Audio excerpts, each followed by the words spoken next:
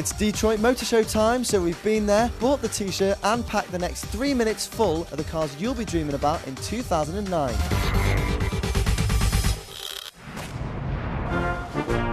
This year there were loads of production-ready cars making their debut at Detroit. That's why we sent our man Alistair out to the big old US of A to find out what's hot and what's not.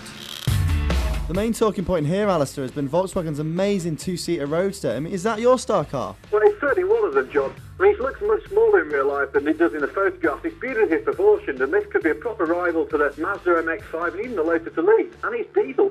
Yeah, but the thing about that Volkswagen Bluesport concept is it's not actually going to be in showrooms until 2011. So what were the cars at the show that we're actually going to be driving this year? Well, this has been the big problem of Detroit. Everybody's talking about cars that are kind of 3 years away. But to be honest, one of my stars, it might sound patriotic, Jaguar XFR. Jaguar's really confident at the moment, made lots of noise. This is a 510 horsepower. I think it looks terrific.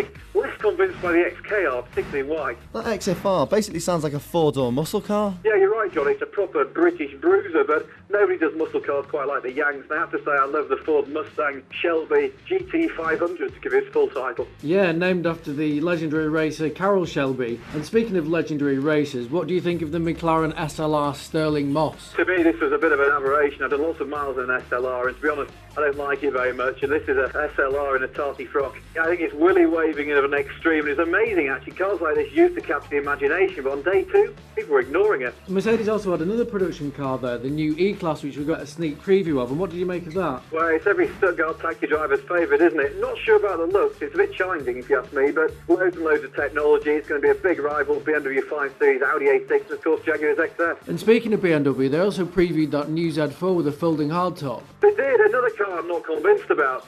I think they've tried to detune some of its sporting character. A little bit more mature, it looks a little bit bigger, more of a kind of GT cruiser than a sports car, and for me, a bit disappointing.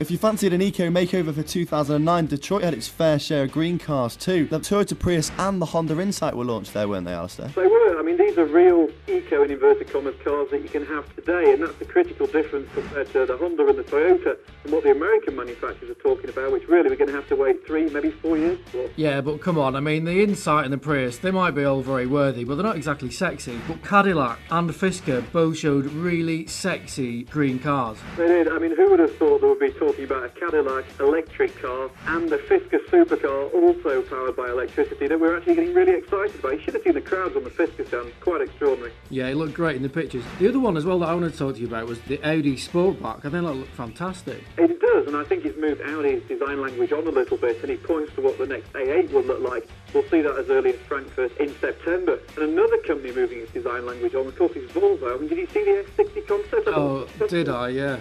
Yeah, we did a little interview with the designer, British guy called Steve Mastin, and the production version won't look exactly like that, but, you know, the basic proportions will be the same. Yeah, that looked really cool. A sexy Volvo, who'd have thought it? Exactly. Shame that those little Viking longboat headlights weren't made production. Yeah. Right, this phone bill's costing us a fortune anyway, so we're going to go. Don't eat too many hot dogs. Blimey, it's so cold out here, it's about -10, snowing hard. We feel for you, Alistair.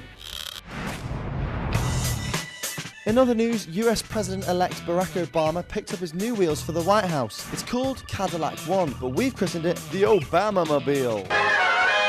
This custom-built limo has 8-inch armour plating, tear gas canisters, tyres that are reinforced with Kevlar, night vision, and a White House satellite link-up. Unfortunately, the George W. Bush ejector seat was just a vicious rumour. It was a good week for racing legend Sir Stirling Moss, who was on a Caribbean cruise to avoid the embarrassment of his hideous Mercedes badge namesake.